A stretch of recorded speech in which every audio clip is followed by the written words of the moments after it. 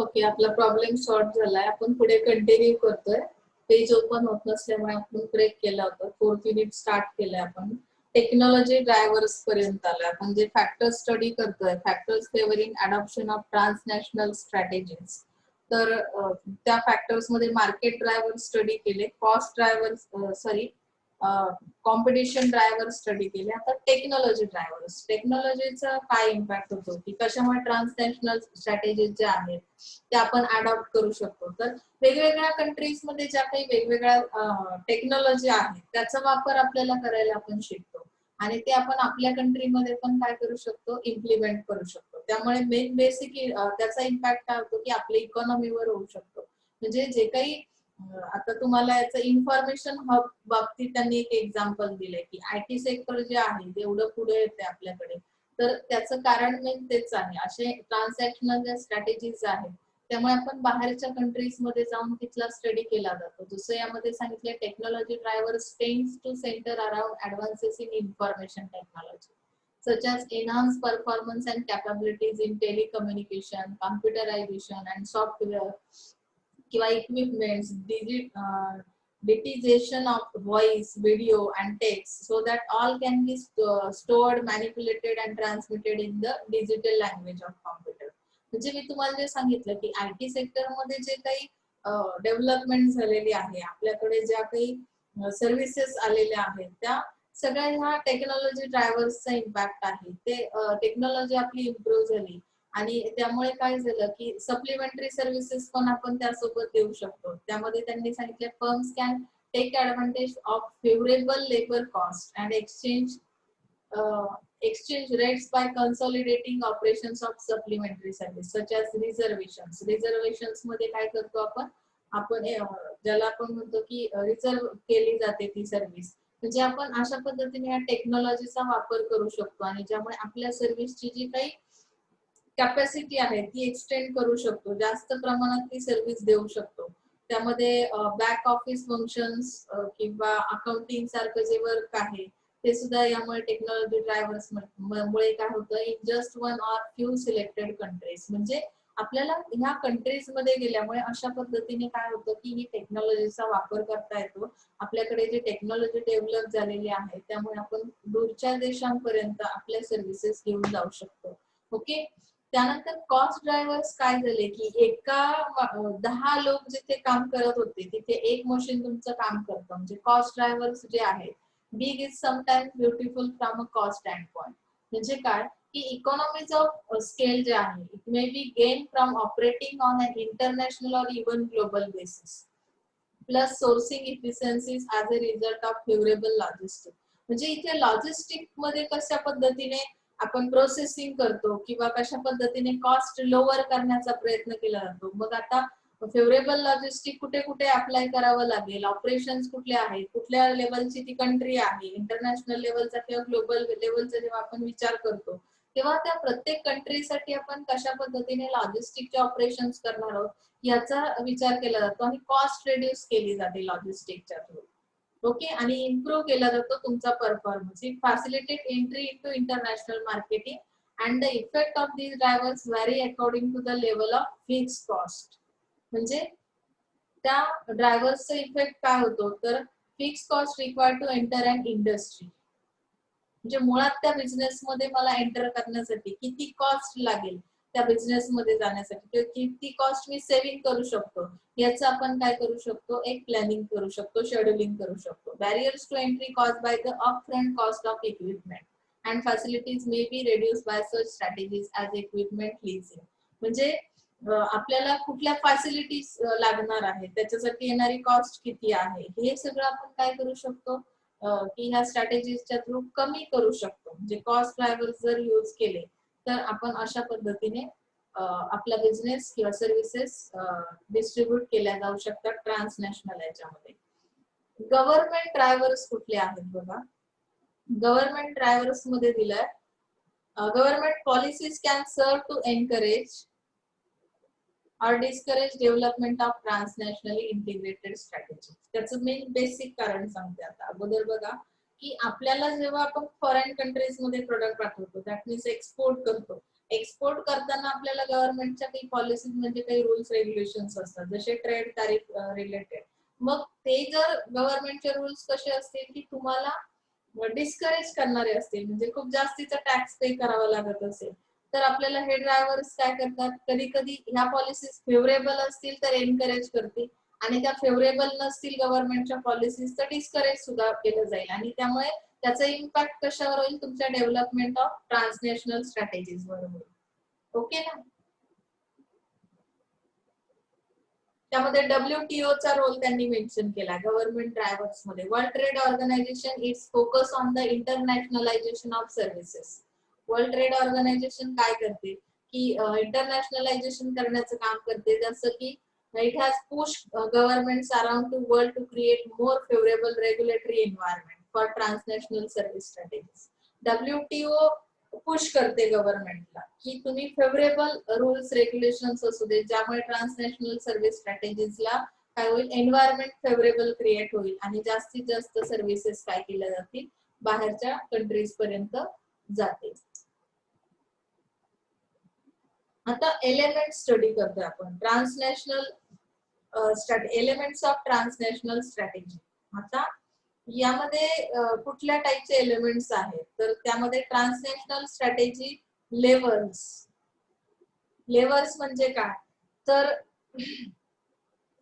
कशामुळे ह्या स्ट्रॅटेजीज चालू राहतात. लेव्हल्स म्हणजे 5 transnational strategy levels serve to determine whether international strategy is primarily multi local and primarily transnational. म्हणजे आता बघा की सर्वाइव्ह कशामुळे करतात या स्ट्रॅटेजीज, त्यामध्ये मार्केट पार्टिसिपेशन, त्यांचं पार्टिसिपेशन कसं आहे, प्रोडक्ट फीचर्स कसे आहेत, ग्लोबल मार्केटिंग ऍक्टिव्हिटीज कशा आहेत, किंवा ग्लोबल कॉम्पिटिटिव्ह मूव्स कसा आहे. तर मार्केट पार्टिसिपेशन मध्ये एक्झॅक्टली त्यांना काय मेन्शन करायचं आहे. सो यहाँ पे दिख रहा है आपको market participation. Management selects countries in which to market its services not just on the basis of standalone attractiveness. It also considers the potential of each market to contribute to broader globalization benefits. म्हणजे तुम्हाला इथे लक्षात येईल की जे काही त्यांच्या strategies आहेत, मॅनेजमेंट सिलेक्ट कुठल्या कंट्रीज करतात किंवा कुठल्या कंट्रीज मध्ये सर्व्हिसेस प्रोव्हाइड केल्या जातात, तर फक्त त्यांनी एक्झिस्टिंग कस्टमरचा विचार करून मार्केट पार्टिसिपेशन केलेलं नाहीये. त्यांचं मेन जे काही गोल आहे किंवा मेन जे त्यांचा ऑब्जेक्ट आहे ते काय, पोटेन्शियल काय आहे त्या मार्केट्स मध्ये, काय मला जास्तीत जास्त बेनिफिट्स तिथे मिळू शकतात किंवा आणखी किती कस्टमर त्या सर्व्हिस साठी ऍड होतील, अशा पद्धतीने विचार करून ते त्या कंट्रीज मध्ये काय करतात, पार्टिसिपेशन करतात. नेक्स्ट एलिमेंट आहे प्रोडक्ट फीचर्स. ट्रान्सनॅशनल स्ट्रॅटेजी मध्ये the firm offers one or more standardised core products, either good or service that require minimum of local adaptation. In some instances, it may offer a broader product line in some market than others. Product line ते काय करतात, त्याची length वाढवतात. Product कशा टाइपचे असतील, तर standardise core products असतील, मग ते एक असतील किंवा दोन असतील, आणि लोकल अडॅप्टेशन हे मिनिमम असेल. जास्तीत जास्त बाहेरच्या कंट्रीजचा विचार करून ते काय करतील, प्रोडक्ट लाईन काही मार्केटमध्ये खूप इन्क्रीज केली जाईल, म्हणजे जास्तीत जास्त प्रोडक्ट तुम्हाला प्रोव्हाइड करण्याचा प्रयत्न केला जाईल. अशा टाइपचे प्रोडक्ट फीचर्स ट्रान्सनॅशनल स्ट्रॅटेजी मध्ये किंवा एलिमेंट्स मध्ये इन्व्हॉल्व असतील. ग्लोबल मार्केटिंग ऍक्टिव्हिटीज केल्या जातील, म्हणजे आता suppose management employees consistent marketing approach around the world. Although not all elements of marketing mix need to be identical. म्हणजे आता इथे ग्लोबल मार्केटिंग ऍक्टिव्हिटीज करताना जसं आपण आपल्या डोमेस्टिक मार्केटचा विचार करतो की नाही, 7 P's किंवा 4 P's अप्लाय करतो, म्हणजे ऑल मार्केटिंग मिक्सचे एलिमेंट्स यूज करतो, ते आयडेंटिकल असतात. म्हणजे काय की ते फेवरेबल असतात कस्टमरसाठी. पण इथे जेव्हा ग्लोबल मार्केटिंग ऍक्टिव्हिटीज केल्या जातात तेव्हा marketing mix need be identical. Identical असले पाहिजेत ते. म्हणजे कसं की त्यामध्ये त्यांनी सांगितलं एक्सेप्ट फॉर लँग्वेज व्हेरिएशन. जे कॉर्पोरेटची जी काही डिझाईन आहे त्या डिझाईन मध्ये आयडेंटिकल असं काय असेल, तर तुम्हाला एक्सेप्शन फक्त लँग्वेज व्हेरिएशनचं दिलंय. And advertising themes and execution are recognisably similar. म्हणजे काय की थीम जी आहे, एक्झिक्युशन जे आहे ते सेम सिमिलर असेल. आता बघा इथे पुन्हा एकदा लक्ष द्या, जैसे कि हम लोग एडवर्टाइज डोमेस्टिक मार्केट के लिए जब बनाते, तो यहाँ पे क्या रहता है कि सेम सिमिलर आपका कस्टमर है, उसके लिए एक एडवर्टाइज बना दी तो भी चलता है। लेकिन जब हम बाहर की कंट्रीज के बारे में सोच रहे, तो यहाँ पे एक्सेप्ट फॉर लैंग्वेज वेरिएशन क्यों बताया कि वहाँ का कस्टमर अलग अलग है।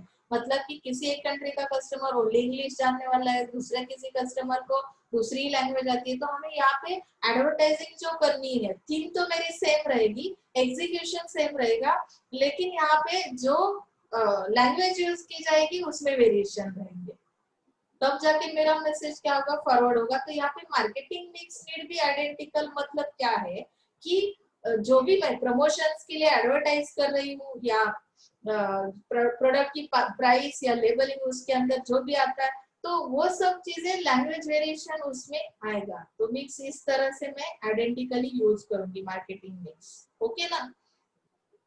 ग्लोबल कॉम्पिटिटिव मूव्स, अभी किस तरह से हम कंपटीशन को फेस कर रहे हैं यहाँ पे। these actions are integrated across countries and the same type of move may be made in different countries at exactly the same time and or in some systematic sequence। यानी कि यहाँ पे integration किस तरह से, actions किस तरह से लिए जाएंगे, तो different different countries के लिए हम क्या करेंगे, सेम टाइम में सिस्टमैटिक सीक्वेंस के साथ क्या करेंगे, एंट्री करेंगे। In highly competitive industries competitor may be attacking one country to drain the resources that it was planning to apply in another country। जे एका कंट्री मध्ये जरी तुम्हाला काही गोष्टींमध्ये माघार घ्यावी लागली, तर तुम्ही त्याच गोष्टी, तेच रिसोर्सेस दुसऱ्या कंट्रीसाठी यूज करू शकता आणि त्या पद्धतीने कॉम्पिटिशन मध्ये पुढे जाऊ शकता। ओके ना, इथपर्यंत समजलंय? हा सारांश आहे बघा। 4th युनिट जो असतो ना, लास्ट युनिट, त्यामध्ये 3 युनिट मध्ये जे काही आपण स्टडी केलेलं आहे तेच नॉलेज तुम्हाला इथे थोडं थोडं इम्प्लिमेंट, जे प्रत्येक गोष्टीमध्ये तुम्हाला मागचा सारांश असेल, मागचा रेफरन्स घ्यावा लागेल आणि त्या पद्धतीने इथे एंट्री करावी लागेल। जसं की आता टुरिझम आणि हॉस्पिटॅलिटी सेक्टर्स। हॉस्पिटॅलिटी म्हणजे काय की तुम्हाला जे काही एन्व्हायरमेंट दिलं जातं, तुम्हाला राहण्यासाठी वगैरे जागा दिली जाते, आता त्यामध्ये कुठले रिसेंट ट्रेंड्स आहेत, हे जे सेक्टर आपण स्टडी करणार आहोत टुरिझम सेक्टर, त्यामध्ये मोस्टली त्यांनी काय सांगितलंय बघा, tourism and hospitality industry is one of the largest divisions under the service sector। टुरिझमच्या ज्या सर्व्हिसेस घेतात लोक, त्यामध्ये खूप जास्त प्रमाण वाढलेलं आहे बघा, आणि इंडियन इकॉनॉमीवर त्याचा जास्त इम्पॅक्ट जाणवतो। टुरिझम इन इंडिया इज की grow driver and important source of foreign exchange earning. जे फॉरेनचे जे काही करन्सी आहे, फॉरेन एक्सचेंज अर्निंग आहे, ते वाढलेलं आहे, कारण बाहेरचे टुरिस्ट येतात किंवा त्यामुळे आपल्याकडे त्या सर्व्हिसेस आहेत, त्या टाईपच्या सर्व्हिसेस घेतल्या जातात आणि त्यामुळे त्याचा इकॉनॉमीवर आपल्या कशा पद्धतीने इम्पॅक्ट होतोय, त्याचे पर्सेंटेज त्यांनी दिलेले आहे की 2013 अप टू 2023 मध्ये एक्सपेक्टेड किती पर्सेंट होतं आणि तुम्हाला ऍक्च्युअली ग्रॉस डोमेस्टिक प्रोडक्ट म्हणजे जीडीपी कशा पद्धतीने एक्सपेक्ट होता आणि त्यामध्ये कशा पद्धतीने बदल झालेला आहे। टुरिझम हॉस्पिटॅलिटी इंडस्ट्री जी आहे, तर त्यांच्या एक्सपेक्टेशन पेक्षा खूप जास्तीचं अर्निंग इथे तुम्हाला झालेलं आहे, ते तुम्हाला इथे वाचूनही समजेल। तुम्हाला आणखी एक गोष्ट त्यांनी मेन्शन केली बघा, ज्यामध्ये तुम्ही बघू शकता, on part of Indian government which has provided policy and infrastructural support. जर तुम्हाला टुरिझमची सर्व्हिस द्यायची आहे किंवा हॉस्पिटॅलिटीची सर्व्हिस द्यायची आहे, तर हे सगळं आपल्याला पॉसिबल केव्हा आहे, जेव्हा गव्हर्नमेंट सपोर्टिव्ह असेल, त्या पद्धतीचं इन्फ्रास्ट्रक्चर आपल्याला इन्फ्रास्ट्रक्चरल सपोर्ट प्रोव्हाइड केला जाईल and it has been instrumental in the promotion and development of the industry. आपल्याकडे जो इंडस्ट्रियल एरिया डेव्हलप झालेला आहे, त्यामुळे काय झालं की बरेचसे बेनिफिट्स या टुरिझम सेक्टरला झालेले, हॉस्पिटॅलिटी सेक्टरला झालेले। टुरिझमच्या ज्या पॉलिसीज आहेत, in tourism policy of the government objective is to speed up implementation of tourism projects। म्हणजे टुरिझमचे जे प्रोजेक्ट त्यांनी हातात घेतलेले आहेत किंवा गव्हर्नमेंटच्या त्या रिलेटेड ज्या पॉलिसीज आहेत, त्या कशा आहेत, स्पीडी आहेत किंवा फास्टली ते इम्प्लिमेंट करण्याचा प्रयत्न होते, त्यामध्ये डेव्हलपमेंट होते किंवा त्याचं इंटिग्रेशन केलं जातं त्या सर्किटचं, टुरिझम सर्किटचं, आणि त्या पद्धतीने ते काय बिल्ड करण्याचा प्रयत्न करतायत, building in the hospitality sector and new marketing strategies. Hospitality sector मध्ये ते बिल्ड करण्याचा प्रयत्न करतात की त्यांची युनिक कॅपॅसिटी यूज करून ते हॉस्पिटॅलिटी सेक्टर पण डेव्हलप करण्याच्या प्लॅन मध्ये आहेत. आता इमर्जिंग ट्रेंड्स कुठले आहेत हॉस्पिटॅलिटी मध्ये? Promote F&B revenue. बघा आता इथे फूड अँड बिव्हरेज ज्याला आपण म्हणतो त्याच्यासाठी प्रमोट केलं जातं. हा एक हॉस्पिटॅलिटीचा तुमचं नवीन ट्रेंड आहे मार्केट मधला. तर त्यामध्ये काय सांगितलंय? During the change scenario has mean that many hotels have started reworking their strategy. Food material तुम्हाला प्रोव्हाइड करणं. One of the strategy adopted is pushing up revenues from F&B and as well as bucket banqueting functions. This has started paying dividends with some of the hotels reporting increase in F&B. म्हणजे काय की तुम्हाला food material जे available केलं जातं किंवा hospitality मध्ये तुम्हाला तो सगळ्यात मेन पार्ट येतो की हॉटेल्स कशा पद्धतीने तुम्हाला राहण्याची व्यवस्था करतात, फूड मटेरियलची व्यवस्था करतात. तर हॉस्पिटॅलिटी मध्ये हा एक नवीन ट्रेंड मार्केटमध्ये जास्त सुरू झालाय. त्यामध्ये नवीन नवीन स्ट्रॅटेजीज ते लोक यूज करतात.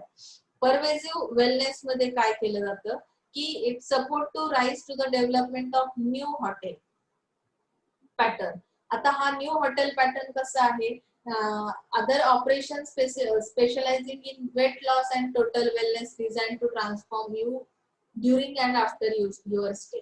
म्हणजे काय की इथे तुम्हाला स्पेशल काही सर्व्हिसेस तुमच्या स्टेच्या सोबत तुम्हाला त्या हॉटेलमध्ये आणखी स्पेशलाइज सर्व्हिस. मग वेट लॉस करायचंय, टोटल वेलनेस म्हणजे काय की तुम्हाला फिटनेस साठी काही असेल किंवा अदर ज्या सर्व्हिसेस आहेत त्या हॉस्पिटॅलिटी मध्येच ऍड करून देण्याचा प्रयत्न ते न्यू हॉटेल सर्व्हिसेस काय करतात, प्रयत्न करतात. हा एक नवीन हॉस्पिटॅलिटीचा ट्रेंड मार्केटमध्ये आला. आता यामध्ये सेकंड जे आहे हेल्थ कॅम्प्स घेतले जातात. आता हा हॉस्पिटॅलिटी मध्ये काय केलं जातं की या ट्रेंड मध्ये health camp signals broadens to include overall wellbeing. Health as the centre of holiday experience becomes more desirable. म्हणजे तुम्ही हॉलिडे जे घेता, हॉलिडे एक्सपिरियन्स जो घेतात त्याच्या दरम्यान काय केलं जातं? कॅम्प्स अरेंज केले जातात. Hotel chains are rebranding around wellness, recognising the concept and focusing on fitness. म्हणजे हॉटेल इंडस्ट्रीमध्ये काय केलं जातं, हॉस्पिटॅलिटी मध्ये काय केलं जातंय, तर यांची एक चेन तयार झाली की ते लोक वेलनेस साठी किंवा तुमच्या फिटनेस साठी अशा पद्धतीच्या कॅम्प्स अरेंज करतात आणि तुम्हाला त्या पद्धतीने ट्रेन केलं जातं किंवा त्या सर्व्हिसेस प्रोव्हाइड केल्या जातात. त्यामुळे किती रेव्हेन्यू मिळतोय तुम्ही बघू शकता. इथे पर्सेंट मध्ये दिलेला आहे. त्याचा growth rate 25.6% over the next 4 years. म्हणजे अशा पद्धतीने ग्रोथ स्टेजला आहे ती. एक्सपेक्टेड जनरेट रेव्हेन्यू त्यामध्ये INR 320 बिलियन इन 2016. म्हणजे 2016 पासून 2020 पर्यंत कशा पद्धतीने ग्रोथ होते आणि पुढच्या 4 वर्षामध्ये ही हॉस्पिटॅलिटी ट्रेंड जो आहे तो कशा पद्धतीचा असेल किंवा त्या सर्व्हिसेस कशा असतील याचा आपण विचार करू शकतो. सँक्च्युअरी अँड रेफ्युज म्हणजे काय? तर त्यांना वाईल्ड लाईफ तुम्हाला एक्सपिरियन्स घ्यायचा आहे. Due to time pressures and an increasingly complex interconnected world mean consumers search for more accessible places. तुम्ही राहण्यासाठी हॉस्पिटॅलिटी साठी काय करता की अशा निवांत ठिकाणी राहायला जाण्याचा विचार करता. दिवसभर तुमचं शेड्यूल इतकं फास्ट असतं. आता जी फास्ट लाईफस्टाईल तुम्ही जगताय त्यामध्ये तुमचा जगाशी संपर्कच नको असं काही काय वाटतं आणि तुम्हाला खूप शांत प्लेसला असेसिबल प्लेस तुम्हाला अपेक्षित असते. त्यामुळे अशा हॉस्पिटॅलिटीच्या ज्या सर्व्हिसेस आहेत त्या खूप फॉर्म मध्ये बघा. लोक थोडा जरी 2 दिवसाचे हॉलिडे असतील तर ते काय करतात की अशा पद्धतीच्या हॉटेलला जाऊन राहण्यासाठी ते उत्सुक असतात. त्यामुळे त्यांनी सांगितलंय की hotels will be provides a tech free experience. म्हणजे पूर्ण तुम्हाला निसर्गाच्या सानिध्यात जाऊन राहायला आवडतं. Guest leave devices at the front desk and in the room entertainment is the fireplace. म्हणजे रूम मध्येच त्या सर्व्हिसेस तुम्हाला हॉटेल काय करतं प्रोव्हाइड करतं की जंगलात कशा पद्धतीने ती आग पेटून तुम्ही बसता की नाही तशा पद्धतीचं एन्व्हायरमेंट एंटरटेनमेंटच्या सर्व्हिसेस त्या तुम्हाला त्या तो एक्सपिरियन्स त्या हॉस्पिटॅलिटी सर्व्हिसच्या थ्रू देण्याचा प्रयत्न केला जातो. ओके, समजलं? असिस्टेड लिव्हिंग म्हणजे काय? तर यामध्ये काय सांगितलं बघा. Hotels will become an increasingly attractive options for electronically assisted long-stay living as a buffer between the post-retirement and pre-nursing home life stages. म्हणजे रिटायरमेंट नंतरचे काही प्लॅन्स असतात की मला कशा पद्धतीचं लाईफस्टाईल अपेक्षित आहे, मग रेसिडेन्स साठी मी ते ऑप्शन्स घेणार आहे आणि त्यानुसार तो रेसिडेन्स चॉईस केला जातो आणि प्रायव्हसी मेंटेन केली जाते. असिस्टेड लिव्हिंग अशा टाईपच्या सर्व्हिसेस आहेत. Attractive options for electronically assisted long stay living as a buffer between the post retirement. जे रिटायरमेंट नंतरचे जे काही प्लॅन्स असतात, people age over 60 currently hold more than 50% of the wealth in developed societies. त्यांच्याकडे पैसा आहे. तुम्ही म्हणाल मॅडम पैसा असल्याशिवाय असं काही सुचणार नाही, हे पण खरं आहे. कारण की अशा टाईपचं जे काही लाईफस्टाईल आहे ते आपल्या इकडे एल्डर पर्सन्स नाही उपभोगू शकत. आपल्या लोकांना घरच सोडायला आवडत नाही. मुळात रेसिडेन्स त्यांचा मेन असतो तो म्हणजे ज्या जुन्या घरात तुम्ही राहिलात ते घर विक्रीसाठी काढलं तरी ते जीव सोडण्याच्या प्रयत्नात असतात. म्हणजे त्यांना असं की लिव्हिंग लाईफस्टाईल अशा पद्धतीचं नको असतं. पण ऍक्च्युअली त्यांच्याकडे खूप पैसा आहे. डेव्हलप सोसायटीमध्ये जी लोक राहतात ते पोस्ट रिटायरमेंट नंतर अशा हॉस्पिटॅलिटी सर्व्हिसेसचा प्लॅन करतात आणि मग ह्या सर्व्हिसेस त्यांच्यासाठी ते ह्या ऑपॉर्च्युनिटीज आहेत सर्व्हिस सेक्टरला. ओके, सो टेम्पररी मायग्रंट्स हा एक प्रकार आहे. आपण मॅक्झिमम 7 पॉइंट्स घेऊया. तुम्हाला आणखी इंटरेस्ट वाटला तर आणखी तुम्ही स्टडी करा, पण एक्झाम साठी तरी 7 पॉइंट्स तुम्हाला अपेक्षित आहेत. ओके, टेम्पररी मायग्रंट्स मध्ये काय आहे की काही मुलं जी आहेत स्थलांतर करणारी, जसं की काही शिक्षणासाठी येतात जातात मुलं. एका आता एजुकेशन रिलेटेड अगर आप इधर उधर कर रहे हैं तो आपके लिए कुछ जो सर्विसेज है वो उसका भी क्या किया जाता है इसमें इन्वॉल्व रहते इस टाइप के सर्विस, जैसे कि हॉस्पिटैलिटी सर्विस. तो उन्होंने बताया इंटरनेशनल एंड इंट्रानेशनल माइग्रेशन, मतलब हर जगह से बच्चे यहाँ के वहां पे रहने के लिए जा सकते. तो यहाँ पे उन्होंने बताया for better economic prospect seasonal workers mainly in agriculture continue to be the single most important group of temporary worker migrants. Temporary काम के लिए भी कुछ लोग सिंगल पर्सन क्या करते यहाँ के वहाँ इंटरनेशनल लेवल पे या इंटरनेशनल लेवल पे क्या कर सकते, विजिट कर सकते. The ability to move globally continuous migration will increase exponentially. तो यहाँ पे जो ग्लोबलाइजेशन हुआ है इसका इम्पैक्ट हम बोल सकते हैं कि इसकी वजह से ये सब हो रहा है. तो migrants will require temporary medium term accommodation in predictable locations. यानी कि जैसे अगर इंडिया में आना है तो इंडिया में एंट्री करने के बाद अकोमोडेशन के लिए कहाँ पे रुकना है, कौन सी लोकेशन बेस्ट है, तो इस तरह की रिक्वायरमेंट माइग्रेंट्स की रहती है. तो इस तरह से होटल क्या करेगा कि provide additional facilities to migrate for earning extra revenue. उस तरह का एनवायरनमेंट प्रोवाइड करेंगे, उस तरह के लोकेशन जैसा, मतलब प्रिडिक्टेबल यानी कि जैसा मैंने सोचा था उस तरह का एनवायरनमेंट मुझे एक्सेप्टेड है, उस तरह से मुझे अकोमोडेशन चाहिए. तो फिर वो यहाँ पे होटल इंडस्ट्री क्या करेगी, होटल्स क्या करेंगे, प्रोवाइड करेंगे. तो आप यहाँ पे रुक सकते हैं. मार्केट ट्रेवलर्स यानी क्या है कि जो बिजनेस रिलेटेड पर्सन है, या यहाँ पे उन्होंने मिडिल क्लास का एग्जांपल दिया है कि middle class in Asia and western countries are newly mobile. तो ये लोग क्यों मूव कर रहे हैं, मोबाइल है मतलब वो यहाँ से वहां जाने लगे. तो मिडिल क्लास भी एशिया कंट्री का है या वेस्टर्न कंट्री का है end require accessible hotel accommodation. उनकी भी रिक्वायरमेंट है कि हमें भी अकोमोडेशन अच्छा चाहिए. असेसिबल मतलब हमें जो जिस तरह से इजीली हम लोग वो अकोमोडेशन एक्वायर कर सकते हैं उस तरह का. तो ये जो फ्री टाइम है, लेजर टाइम जो है उनका, वो बिताने के लिए इधर से उधर कर रहे हैं. मोबाइल हो रहे हैं मतलब कि अगर छुट्टियां हैं या कुछ काम नहीं है तो ऐसे हालत में, अभी लॉकडाउन में तो नहीं जा सकते, आपको भी पता है. By 2030 the global middle class will more than double in size. उन्होंने प्रिडिक्शन भी कर दिया 2030 तक किस तरह की कंडीशन होगी मार्केट ट्रैवलर्स की, कि कंट्रीज के जो मिडिल क्लास लोग भी है, ग्लोबल मिडिल क्लास जो है, तो वो भी लोग क्या कर सकते हैं इस तरह का टाइम बिताने के लिए, जो फ्री टाइम में तो अकोमोडेशन सर्विसेज ले सकते. The role of virtual environments in our daily lives blurs with the physical and consumer scenes to distinguish between these in the products and services that they consume. तो यहाँ पे जो lifestyle है उसका impact बहुत है. हमारे जितने सारे रोल्स है उसकी वजह से जिस तरह का हमारा माइंड सेट हो रहा है, तो हम लोग इस तरह की सर्विस के लिए क्यों रेडी हो रहे हैं. तो हमें शांति चाहिए, मार्केट ट्रैवलर्स क्या कर रहे हैं, एक जगह से दूसरी जगह पे जा रहे हैं, हर तरह के प्रोडक्ट्स या सर्विसेज के बारे में वो जानकारी लेते हैं, कौन सा प्रोडक्ट कौन सी सर्विस मेरे लिए सुटेबल है, इसका स्टडी किया जाता है, एनालिसिस किया जाता है। ये लोग घूमने वाले लोग हैं, इनको इनकी रिक्वायरमेंट क्या है कि उनको घूमना है, एक जगह से दूसरी जगह पे ट्रैवल करना है। तो चाइना का भी उन्होंने यहाँ पे एग्जांपल दिया है, international level is still relatively young in China. ज्यादा से ज्यादा ट्रैवलिंग करने वाले कौन है, grow by 70% per year over the next decade, यानी कि चाइना के लोग बहुत ज्यादा ट्रैवलिंग करते हैं इस तरह का। ओके, यहाँ तक समझा? आपको 7 पॉइंट्स मिनिमम चाहिए, आगे की अगर आप चाहते हो तो पढ़ सकते हो। अभी टूरिज्म के जो ये है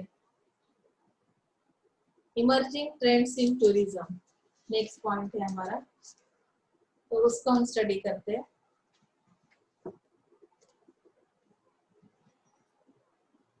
फर्स्ट है सीडेंटरी लाइफस्टाइल। टूरिज्म में कौन सा नया ट्रेंड है?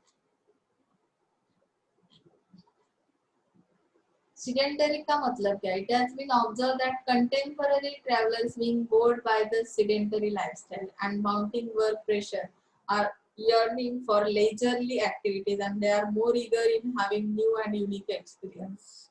देखो अभी यहाँ पे जो लोग एक जगह पे बैठ बैठ के काम करके बोर हो जाते हैं, अंडर प्रेशर वर्क होता है, दिन भर एक कुर्सी पे बैठ के अगर कोई अपना जॉब कर रहा है, तो यहाँ पे बोरिंग होना तो पॉसिबल है। तो हमें क्या करना पड़ता है फिर ऐसे हालात में? हम लोग क्या सोचते हैं कि मुझे कुछ यूनिक एक्सपीरियंस लेना है, कुछ नया देखना है, जो मेरा लेजर पीरियड है, लेजरिंग एक्टिविटीज है, उससे क्या करना है लेजरली, तो उससे मुझे कुछ और सीखना है। जैसे हम लोग डेली लाइफ शेड्यूल कर करके बोर हो जाते हैं, आप लोग भी अभी दोपहर तक तो लेक्चर ही करते होंगे, तो ऐसे हालात में जब छुट्टी आती है, अभी लॉकडाउन अगर खत्म हो गया, तो आप क्या सोचोगे कि मुझे 2 दिन के लिए ऐसे प्लेस पे जाना है जहाँ पे मैं कुछ नया देख सकूं। ओके, तो इंसिडेंटरी लाइफस्टाइल ये एक ट्रेंड है टूरिज्म का। Willing to utilise their vacations, तो वैकेशन किस तरह से हमें ये करना है, तो फैमिली फिर वैकेशन के लिए जाती है। It can travellers are willing to utilise their vacation to the utmost to the rejuvenate. तो यहाँ पे वैकेशन के लिए टूरिज्म की सर्विस ली जाती है। Traditional travel sector which include adventure travel, natural tourism, cultural end heritage tourism. तो vacation किस तरह से बिताए जाएंगे, हम लोग कहाँ पे जाएंगे? एडवेंचर देखने जाएंगे, नेचर देखने जाएंगे, या कल्चरल कुछ जो प्लेसेस है जहाँ पे हम जा सकते हैं, फेमस प्लेसेस। तो इस तरह की सर्विसेज हम लोग क्या कर रहे हैं, ले रहे टूरिज्म में। ये भी एक नया ट्रेंड है। थ्रिलिंग एक्सपीरियंस, थ्रिलिंग एक्सपीरियंस में क्या किया जाता है? Tourist are also admiring several non traditional activities such as birding, mountain biking, cruise travel, festival, special occasions. Thrill होना चाहिए, कुछ तो एक्सपीरियंस कैसा होना चाहिए। तो इस तरह की सर्विस लेने के लिए भी हम लोग टूरिज्म का सपोर्ट ले रहे, टूरिज्म सर्विसेज ले रहे। The rise of E tourism. Now see, E tourism मतलब क्या कर रहे लोग कि दिस immense changes अभी यहाँ पे nowadays they also prefer online bookings and reservations. So these immense changes brought by technology to buy standard tourist package. Tourism की service ज्यादा पॉपुलर क्यों हो गई? क्योंकि वो बहुत सारे लोग उनको पहुंच रहे हैं। अभी ई सर्विस है, तो ई टूरिज्म की जो सर्विस है, तो बहुत सारे लोग इसके बारे में जानकारी गूगल सर्च करके ले सकते हैं। उनके वेबसाइट्स रहते हैं, वहाँ पे इनकी इंफॉर्मेशन मिलती है, कितना बुकिंग के वक्त कितना आपको ये पैसे कितने पेड करने, आफ्टर सर्विस आपको कितना देना है, आपका मतलब पूरी सर्विस डिजाइन करते हैं ना वो लोग कि फर्स्ट डे कहाँ पे हॉल्ट होगा, सेकेंड डे कहाँ पे होगा, जैसे हमने ब्लू प्रिंट में या फ्लो चार्टिंग में पढ़ा है ना, उस तरह से पूरा नॉलेज अगर आपको मिलता है तो आप लोग जड़ से एनकरेज हो जाते हो और उस टाइप के टूरिस्ट पैकेज लेने के लिए रेडी हो जाते हो। स्टैंडर्ड टूरिस्ट पैकेज कौन सा है, हम कंपेयर कर सकते हैं। 2-4 टूरिज्म को हमने स्टडी किया, उनकी सर्विस के बारे में जानकारी ली, तो ऑनलाइन सर्विसेज हम लोग बुक कर लेते। तो ये सब ट्रेंड मार्केट में आ रहा है कि अभी छुट्टियां है तो हम किस तरह से मनाएंगे। ओके, ट्रैवल एजेंसीज भी इसमें काम करते हैं, मतलब कि जो नया ट्रेंड है ना, ट्रैवल एजेंसी के थ्रू भी सर्विसेज प्रोवाइड किए जाते हैं। तो यहाँ पे उन्होंने एक्सप्लेन किया एयरलाइन की सर्विस है, airlines, travel agencies end other travel professionals are merging with each other with the objective that bigger is better. दो चार ट्राइब के लोग एक साथ प्रोफेशंस जो है तो एक साथ मिला के एक पैकेज बना देते कि इनका चार्ज कितना होगा, इनका कितना होगा, एक जगह से दूसरी जगह पे मूव करने के लिए एयरलाइन की सर्विस ली, एयरलाइन के कुछ उसकी इन्वेस्टमेंट आपकी अलग रहेगी, ट्रैवल एजेंसी क्या करेगी, फिर अरेंज कैसे किया जाएगा, एयरलाइन के थ्रू या किसी और सर्विस के थ्रू आपको मूव किया जाएगा, वहाँ पे जो भी चार्जेस है, अकोमोडेशन, फूड एंड बेवरेज, जैसे हमने सर्विसेज देखे ना, उस तरह से आपको क्या करते हैं वो लोग मैनेज करते हैं। तो ये ट्रैवल एजेंसी क्या करती है, एट ए टाइम आपका बुकिंग सबका करवा लेती है और उनके थ्रू एक बस में भी लोग जाते हैं ना एजेंसी के थ्रू, ट्रैवल एजेंसी के, वो बुकिंग कर लेते हैं पहले से लोगों का। तो इस तरह से एक नया रूट है, नया ट्रेंड है टूरिज्म का। पोटेंट एल्डरली पीपल, अभी यहाँ पे large number of financially potent elderly people across the globe with enough time are looking forward to enjoy their dream vacations. ये मेरा ड्रीम है, मुझे इस प्लेस पे जाना है। तो एल्डर पर्सन सब नहीं, मैंने जैसे पहले ही बताया कि जिनके पास पैसा है उन लोगों को ये सोचता है कि कहाँ पे जाना है, कहाँ पे मेरा ड्रीम क्या है। गांव में तो ऐसा नहीं चलता है, लेकिन यहाँ पे अभी ये नया ट्रेंड आ रहा है कि पैसे तो चलो घूम के आएंगे, वैकेशन करेंगे, रुकेंगे, अकोमोडेशन लेंगे अच्छा वाला। तो इस तरह का अभी नया ट्रेंड है। इनबाउंड डेस्टिनेशन क्या है, इनबाउंड डेस्टिनेशन में बताया कि eastern Europe with many countries joining the EU, मतलब यहाँ पे कुछ कंट्रीज ज्वाइन कर रहे हैं यूरोपियन यूनियन को, और Asia and South America will play major role as leading inbound destination. That means ऐसी एक फिक्स प्लेस रहती है कि जो लास्ट प्लेस है जहाँ पे हम ट्रैवलिंग करने वाले, आपका इंटरेस्ट रहता है कि मैं ऐसे प्लेस पे जाके आऊंगा, जो बाउंड्री प्लेस है या ऐसा कुछ, तो थ्रिल आपके माइंड में रहता है। तो ये इनबाउंड डेस्टिनेशन इस तरह का है। We can predict that competitive advantage will be enter to develop and exploit. तो हम लोग इनकरेज कर लेते पीपल्स को और इस तरह की सर्विसेज प्रोवाइड करते हैं। ओके, एक्साइटमेंट के लिए ये इनबाउंड डेस्टिनेशन सर्विस ली जाती है। यहाँ पे और भी कुछ दिया है, लेकिन हमें 7 पॉइंट्स मैक्सिमम करने। अभी हेल्थ केयर सेक्टर के बारे में थोड़ा सा देखेंगे हम लोग। हेल्थ केयर सेक्टर किस तरह से कर रहा है काम। Emerging trends in health care industry. तो अभी जो इंडियन हेल्थ केयर इंडस्ट्रीज है उसके बारे में थोड़ा सोचेंगे कि इंडियन हेल्थ केयर इंडस्ट्रीज क्या काम करते हैं, which comprises hospitals, medical infrastructure, medical devices and clinical trials, outsourcing, telemedicine, health insurance and medical equipment is expected to reach कितने पीपल्स तक, कितने बिलियन पीपल्स तक ये सर्विस पहुंच रही है। देखो 160 बिलियन बाय 2017 तक ही उन्होंने बताया कि ये हेल्थ केयर इंडस्ट्री किस तरह से, इंडियन हेल्थ केयर इंडस्ट्री किस तरह से काम कर रही है, मेडिकल सर्विसेज में डिवाइसेस किस तरह के आ रहे हैं। अभी ऑक्सीजन कम पड़ रहा है, ऑक्सीजन लगा लो। अभी तो कुछ लोग वो सिलेंडर लेके ही घूमते हैं, इस तरह का डिवाइस आ गया। अभी एडमिट रहने की भी जरूरत नहीं, जिनको 24 आवर वो सर्विस चाहिए ना हेल्थ केयर की, तो डॉक्टर्स लोग तो वो सिलेंडर ही दे देते हैं घर पे, चलो अभी वो घूमते लगा के वो काम करते रहते, खत्म होगा दूसरा कनेक्ट कर लेते। तो ये सब ट्रेंड, नए नए ट्रेंड्स है health care industry K. Technology is rapidly changing the way health care is delivered across the country. End ये सब कुछ क्यों हो रहा है, तो टेक्नोलॉजी की वजह से हो रहा है। उसमें जो चेंजेस हो रहे हैं ना, तो उसमें उसकी वजह से ये सब सेक्टर्स क्या हो रहे हैं, डेवलप हो रहे हैं। उसमें नए नए ट्रेंड्स आ रहे हैं। सर्विसेज में भी हमने इनोवेटिव सर्विसेज देखे ना, कि सर्विस में किस तरह की अपॉर्चुनिटीज आ रही है। तो डिजाइन करो, ये करो, मैन्युफैक्चरिंग ट्रेंड करो, इस तरह से हमने अभी तक पढ़ा है। The Indian health care sector is expected to become, तो अभी हेल्थ केयर सेक्टर भी एक्सपेक्टेशन रखता है कि US to 80 billion industry by 2020 with spending on health estimated to grow 40% annually. म्हणजे एस्टिमेटेड प्लॅन जर काढला तर त्याची ग्रो कशी होते, 40% अॅन्युअली ग्रो होतंय हे सेक्टर, आणि त्याचं इम्पॅक्ट पुढे आपण बघूया. बघा पुढच्या पॉइंट मध्ये त्यांनी एक्सप्लेन केलं, health care has emerge as one of the most progressive and largest service sectors.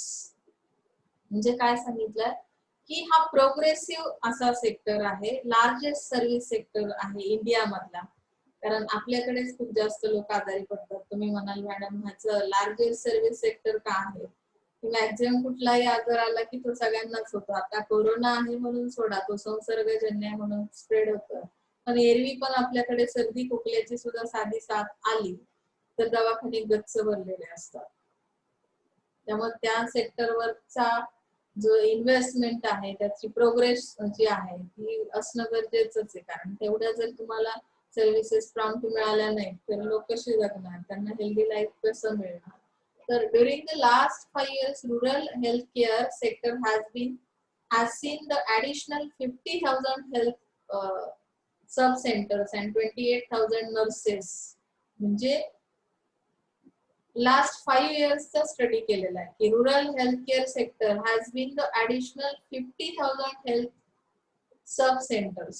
जसं मी तुम्हाला पोलिओचं एक्झाम्पल सांगितलं, सब सेंटर्स दिलेले आहेत त्यांनी हेल्थ साठी, प्रत्येक गावात एक सेंटर दिलेलं आहे. मग त्यांनी किती ऍडिशनल असे नर्सेस किंवा किती ऍडिशनल स्टाफ, किती सेंटर्स त्यांनी एक्झॅक्टली मेन्शन केलंय की लास्ट 5 years मध्ये ही प्रोव्हिजन त्यांनी केली हेल्थ रिलेटेड सेक्टर मध्ये. India leads all of Asia's key markets in revenue, technology and trial cost and it is expected to dominate in this vertical. आता यामध्ये सुद्धा काही नवीन ट्रेंड आले हेल्थ केअर मध्ये, जसे टुरिझम सेक्टर मध्ये आले की नाही, पैसा आहे मग कसा वेळ घालवणार, मला कसं पूर्ण निसर्गाच्या सानिध्यात वॅकेशन घालवायचे, तसं ह्यामध्ये पण आहे की टेलिमेडिसिन. मग काय केलं जातं, it is use to connect remote rural populations to medical advice from specialist. आता ऑनलाईन आपण ऍडवाइस देतो, वेळ नसतो डॉक्टरांकडे जायला, मग काय करायचं, रिमोट एरियासाठी त्यांनी रुरल पॉप्युलेशन साठी अशी मेडिकल ऍडवाइस प्रोव्हाइड केली जाते स्पेशलिस्टच्या थ्रू. मग त्यांच्या वेबसाईट असतात, मग ते लिंक देतील किंवा काही नंबर्स, टेलिफोन नंबर्स देतील, आणि त्यानुसार तुम्ही काय करायचं, त्यांचं सजेशन घ्यायचे, ऍडवाइस घ्यायचे की मला हा हा त्रास होतोय, मग मी याच्यावर काय केलं पाहिजे. ओके ना. सेकंड थिंग आहे टेलिमेडिसिन टेक्नॉलॉजी. आता ही जी टेक्नॉलॉजी आहे allows easy access for physicians to their colleagues in multiple locations across health facilities, thus offering the possibility of creating network of health service provider. नेटवर्कच आहे त्यांचं, ही जी technology आली telemedicine, ही connect करतात आणि तुम्हाला advice provide करतात. तर कलिग्सला सुद्धा, म्हणजे जे डिफरंट लोकेशनला आहेत त्यांना हेल्थ फॅसिलिटीज प्रोव्हाइड केल्या जातात, thus offering the possibility of creating network. त्यांचं एक नेटवर्क क्रिएट करता येतं, म्हणजे जशा ऑफर्स आहेत त्या पद्धतीने ते नेटवर्कच्या थ्रू काय करतात, तुम्हाला हे टेलिमेडिसिन टेक्नॉलॉजीच्या थ्रू त्या फॅसिलिटीज प्रोव्हाइड करतात. आता नेक्स्ट येतं टेक्नॉलॉजी. टेक्नॉलॉजी मध्ये काय सांगितलंय बघा की ही जी हेल्थ केअर सेक्टर मध्ये ही जी काही टेक्नॉलॉजी आहे ती कशा पद्धतीने, नवीन ट्रेंड काय त्यामध्ये, तर इम्प्रूव्ह केली जाते efficiency. Technology is offering comprehensive clinical and financial solutions. म्हणजे काय की क्लिनिकल किंवा financial solutions that enable better decisions and outcomes for both business and patient. म्हणजे आउटकम मिळालं पाहिजे, मग त्याच्यासाठी ते काय करतात, सोल्युशन्स देतात. आता ऍडवाइस देतात, मेडिकल ऍडवाइस म्हणजे काय की बेटर डिसिजन्स तुम्हाला दिले जातात, त्यामधून आउटकम्स म्हणजे काय, पेशंट रिकवर झाला पाहिजे, improve revenue cycle, drive quality outcomes and accelerate image management and workflow. म्हणजे तुम्हाला काय करायचं आहे की त्या सर्व्हिसची इमेज पण क्रिएट करायची, त्याचं प्रॉपर मॅनेजमेंट करायचं, क्वालिटी पण मेंटेन करायची. ड्राईव्ह क्वालिटी आउटकम्स म्हणजे काय, ती टेक्नॉलॉजीची क्वालिटी कशी आहे.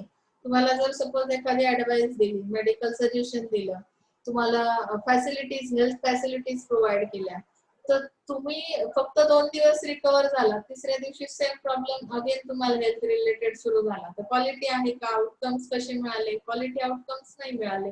तर हे सगळं टेक्नॉलॉजीमुळे आपल्याला काय करायचंय, मॅनेज करायचं आहे. Okay, so fourth factor is patient remote monitoring. म्हणजे काय, तर care from the admission to post discharge. Monitoring करायचं पेशंटला. मग ते कसं केलं जाईल, की त्याची सुरुवातीपासून तुम्ही ऍडमिट झाल्यापासूनची केअर कराल की पोस्ट डिस्चार्ज पर्यंत. म्हणजे एकदा पेशंटला डिस्चार्ज दिला की तो गेला तरी आमचं काही कारण नाही असं नाही तुमचं बिहेवियर पाहिजे. अप्रोच कसा पाहिजे, की हा एक नवीन ट्रेंड आहे बघा. नाहीतर डिस्चार्ज झाल्यावर परत पेशंट आला तर कोण तुम्ही असं विचारलं तर काही अर्थ आहे का तुमच्या सर्व्हिसला. बऱ्याचदा असं होतं आणि मग आपण जास्त डिस्करेज होतो की मी 1 महिना ऍडमिट राहून माझं नाव पण माहिती नाही. ऍक्च्युअली ते तसं डिफिकल्ट आहे, पण ऍटलिस्ट तुम्हाला तो ओळखीचा पर्सन आहे एवढं तरी कळलं पाहिजे त्याचा काय प्रॉब्लेम होता. नाहीतर मग आउटकम्स तुम्हाला येणारच नाहीये. तुमची जी इमेज आहे ती सुद्धा तुम्हाला तयार करायची. त्यामुळे तुम्हाला रिमोट मॉनिटरिंग करणं हे गरजेचं आहे. त्यामध्ये मल्टी स्पेशालिटी आउटपेशंट क्लिनिक्स असं सांगितलं. Large number of providers are setting up chains. जशी मार्केटमध्ये चेन असते की नाही, आपण सप्लायर्स किंवा चॅनल पार्टनर्स यूज करतो आणि त्यांच्या थ्रू सर्व्हिस प्रोव्हाइड केली जाते, तसं इथे जो सेटअप आहे तुमचा आउटपेशंट साठी, म्हणजे जे काही तुम्ही बाहेरचे लोकेशनला जे काही पेशंट्स आहे ज्यांना तुम्ही ऑनलाईन सर्व्हिसेस देताय किंवा ऍडवाइस प्रोव्हाइड करताय, मेडिकल ऍडवाइस, तर त्यांच्यासाठी एक सेटअप असला पाहिजे, त्याची एक चेन असली पाहिजे की कशा पद्धतीने ही सर्व्हिस फायनल कस्टमर पर्यंत किंवा पेशंट पर्यंत जाईल. ओके ना. त्यानंतर येतं मेडिकल सिटी. आता मेडिकल सिटी मध्ये तुम्ही बघू शकता relatively new concept offering immense growth opportunities. ही एक नवीन कन्सेप्ट मार्केटमध्ये येते की मेडिकल सिटी म्हणजे काय, की तुम्हाला त्यामध्ये सगळ्या पद्धतीचे प्रोव्हिजन्स असणार आहेत. की जसं आपण बघितलं की ऍडमिट पासून ते अगदी पोस्ट डिस्चार्ज पर्यंत, तर तुम्हाला ती चेनच्या थ्रू कसं मॅनेज करतात, तर ही एक कन्सेप्ट आहे ग्रोथ ऑपॉर्च्युनिटीज. जे त्यामध्ये जास्त ऑपॉर्च्युनिटीज तुम्हाला आहेत. मेडिकल टुरिझम आहे, म्हणजे ज्यामध्ये हेल्थ केअर इंडस्ट्रीज काम करतात. त्यानंतर चॅलेंजेस काय आहेत हेल्थ केअर सेक्टरमध्ये. चॅलेंजिंग वर्क तर असणारच आहे, प्रत्येक सेक्टर साठी आहे. इन्शुरन्स सेक्टर असो, टुरिझम सेक्टर असो, हेल्थ केअर असो, तुम्हाला चॅलेंजिंग वर्क हे प्रत्येक ठिकाणी करावं लागतं. तसं सेम त्यांनी इथे सांगितलंय बघा की diabetes capital of the world. म्हणजे डायबिटीस हा जवळजवळ ऑल ओव्हर वर्ल्ड मध्ये किती पेशंट झाले किंवा त्याचं प्रमाण किती झालेलं आहे आणि ते आपल्याला कसं कमी करता येईल ते चॅलेंजिंग झालंय. हल्ली आपली जी लाईफस्टाईल आहे त्याचं इम्पॅक्ट आपल्या बॉडीवर होतोय. आपल्याला वेगवेगळे डिसीजेस जे काही होतात तर त्यांना कशा पद्धतीने कव्हर करता येईल. आता सगळ्यात मोठा प्रॉब्लेम काय झाला, आता तुम्हाला थर्ड याच्यामध्ये लक्षात येईल बघा, ड्युअल डिसीज बर्डन. की डायबिटीस हा तर प्रॉब्लेम आहेच आहे, त्यामुळे आपली कार्यक्षमता म्हणजे एनर्जी लेवल आहे ती कशी वीक झाली, त्यामुळे आपली कार्यक्षमता कमी झाल्यामुळे आपलं लाईफ पण कमी झालेलं आहे. त्याचा सगळा इम्पॅक्ट आपल्या बॉडीवर होतोय, माइंडवर होतोय. प्लस आता ड्युअल डिसीज बर्डन मध्ये काय आहे की changes in lifestyle of the people is the result of dual disease burden. तर लाईफस्टाईल चेंज झाल्यामुळे फक्त एकच आजार होतो असं नाही, ड्युअल डिसीज बर्डन म्हणजे बीपी पण आहे, शुगर पण आहे. अशा केस मध्ये कसं मी लाईफस्टाईल माझं खूप हेवी लाईफस्टाईल आहे, मग ते सगळं मॅनेज कसं करायचं. त्यात आता करोना आलेला आहे, कोविड-19. कसा तो आला, कसा तो जाणार आहे काही अजून तरी माहिती नाही. म्हणजे आपल्याकडे बर्डन किती बघा, आपल्याला तर ऑनलाईन आपलं टीचिंग सुरू आहे, त्यात आपल्याला हे आजार पण सांभाळायचे, स्वतःची हेल्थ पण सांभाळायची, म्हणजे खूप बर्डनच आहे. पण आपण तरी स्टेबल आहोत. तुम्ही जोपर्यंत स्टेबल आहात मी स्टेबल आहे. तुम्ही मला रिस्पॉन्स देत चला, तुम्हाला लेक्चर मध्ये काही अडचणी असतील विचारा, कारण आपण सगळेच ह्या बर्डनला फेस करतो. हेल्थ केअर सेक्टरला हे चॅलेंजिंगच आहे. हे आजार म्हणजे काही सहजी जाणारे नसतात, त्यावर खूप मेहनत घ्यावी लागते, त्यावर खूप कॉन्सन्ट्रेट करावं लागतं, आपल्या लाईफस्टाईल मध्ये चेंजेस आणावे लागतात आणि हे सगळं करताना बर्डन हे होणारच आहे. आता याची कॉस्ट पण खूप वाढते. हेल्थ केअर सेक्टर मध्ये हे आजार रिकव्हर करणं म्हणजे काही सोपं काम नाही. त्याच्यामध्ये कस्टमरचे एक्सपेक्टेशन्स कसे आहेत, कॉस्ट कशी वाढते, फॅसिलिटीज जेवढ्या येतात ना बघा, की प्रायव्हेट हॉस्पिटलला जर सर्व्हिस घेतली तर त्याचे चार्जेस कसे आहेत. आता तुम्ही बघू शकता की अगदी साधा कोरोनासाठी काही लोक असे ज्यांची इम्युन सिस्टीम चांगली आहे, ते गोळ्यांवर पण रिपेअर होत आहेत. काही लोकांना बेडच अवेलेबल करायला 2-2 लाख रुपये द्यावे लागतात.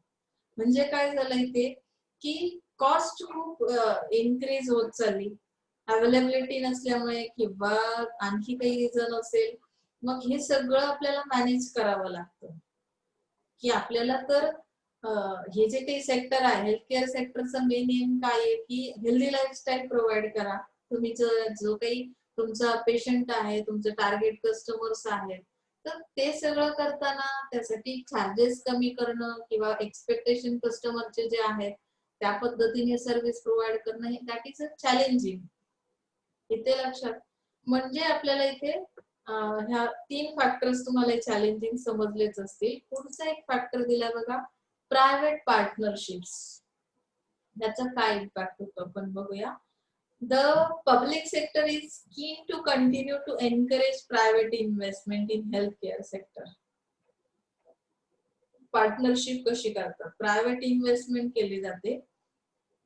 Public sector is keen to continue to encourage and is now developing public private partnership, that is called PPP. तुम्ही म्हणाल काय पिणार आहात आता, लेक्चरला बसलेले मॅडम.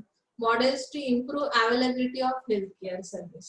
हे जे मॉडेल आहे, जसं आपण आता सर्व्हिस मध्ये गॅप मॉडेल पाहिलं की कसे गॅप्स तयार होतात, सर्व्हिकल मॉडेल स्टडी केलं. हे पीपीई मॉडेल जे आहे, private partnerships, that is to improve availability of healthcare services and provide healthcare financing also.